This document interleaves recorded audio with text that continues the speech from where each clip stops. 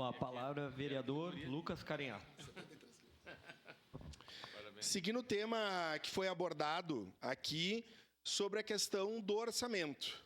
Uma das coisas que, quando fui eleito vereador, fiz foi estudar a função do vereador naquilo que é mais importante, na minha opinião, que é o legislar e é o fiscalizar. Aqui nessa casa já surgiu essa celeuma e eu tenho um posicionamento partidário e assim, ideológico. Eu sou contra a emenda impositiva. E está aqui, vereador Fantinel, o vereador Edson saiu, nós estávamos falando do orçamento e da função do ministro da Fazenda. Mas vamos imaginar que o secretário da Receita hoje, me ajudem, quem que trata do cofre? O secretário Micael e o secretário Galafassi, um responsável por receber e o outro por executar.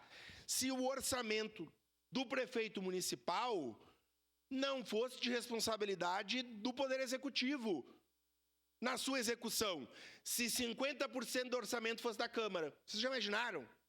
Se o Adiló tivesse 50% do orçamento aqui para os vereadores, fazer obras e propor políticas públicas que nem sempre são as que o governo quer realizar ou que a população precisa.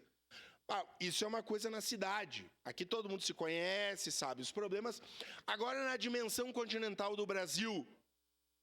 E pior, se as emendas, essas que hipoteticamente eu estou propondo, tivessem a possibilidade de serem secretas. Ou seja, o vereador Lucas tem 10 milhões de emenda aqui e eu mando para onde eu quiser. Tudo lá para o Planalto. Já que eu sou reconhecido, nem estou mais no Planalto, né? Para disputar um pouco o Weber, que não é o...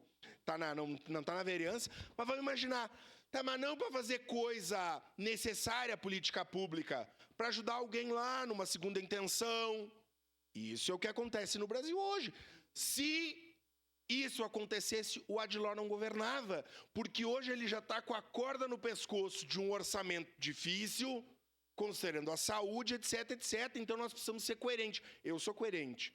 O jogo está aí. Os nossos deputados usam emenda. E os nossos, eu estou falando, os da cidade, em que pese eu ter toda a divergência do mundo com o ex-vereador dessa casa, todas, do vereador Marcon, mas pelo pouco que eu acompanho, eu acho que ele aplica de forma aí da base dele. Não está botando no bolso. Estou falando dos nossos que nós conhecemos, os dois da cidade. Então tem que usar as emendas porque elas estão aí. Agora, usar das emendas para botar uma corda no pescoço de quem governa e foi eleito para governar, não dá. E aí eu quero dizer para ti, cidadão de Caxias, que foi comprar o teu Kwid, o teu Logan.